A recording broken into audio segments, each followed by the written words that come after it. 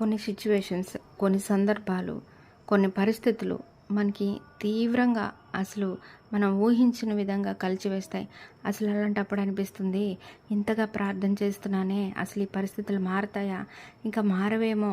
అంటే మన జీవితంలో ఎన్ని అనుభవాలు, దేవుడు ఎన్ని మేలులు చేసినప్పటికీ కూడా మరి నిజంగా మానవ సహజ సిద్ధమైన మనస్తత్వం వల్ల అలాగా మనకి మాటలు వస్తాయో ఏమో తెలియదు కానీ నిజంగా అలాంటి సందర్భంలో దేవుణ్ణి ఎంతగానో ఇంకా దగ్గర అవ్వాల్సిన సమయంలో దేవుణ్ణి బాధ పెట్టే విధంగా కూడా ఒక్కొక్కసారి ప్రవర్తిస్తుంటాం.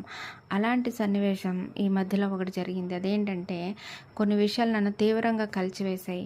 ఎందుకంటే అదొక రక్షణకు సంబంధించింది. నేను ఎంతగానో ప్రయత్నం చేస్తున్నప్పటికీ అది వెనక్కి వెళ్తుండేసరికి నేను విసిగిపోయి దేవుని దగ్గరికి వెళ్ళాను. దేవా, నేను ఇంకా ప్రార్థన చెయ్యను అని చెప్పానన్నమాట. చెప్తే ఆయన వెంటనే అన్నారు, నీవు ప్రార్థన చేయకపోతే ఈ రాళ్ళు ప్రార్థన చేస్తాయి అని చెప్పారనమాట.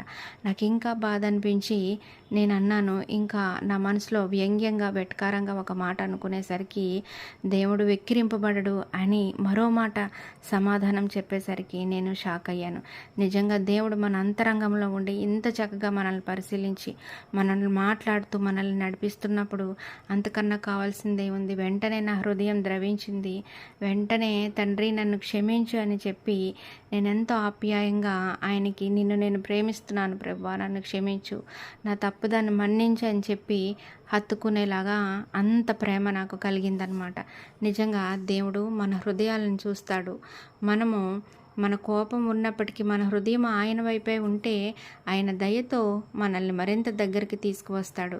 యేసు ఎప్పుడు చెప్తారు కదా, సత్యంతో ఆయనను ఆరాధించేవారు ఆయనకు ఇష్టమైన వారు నమ్మకంగా ఉండడం అంటే మన భావోద్వేగాలను ఆయనతో పంచుకోవడమే. మరి మీకు కూడా ఇలాంటి అనుభవాలు ఎదుర్కొన్నట్టయితే మీరు దేవునిపై ప్రేమను వ్యక్తం చేసిన క్షణాలను గుర్తు చేసుకోండి.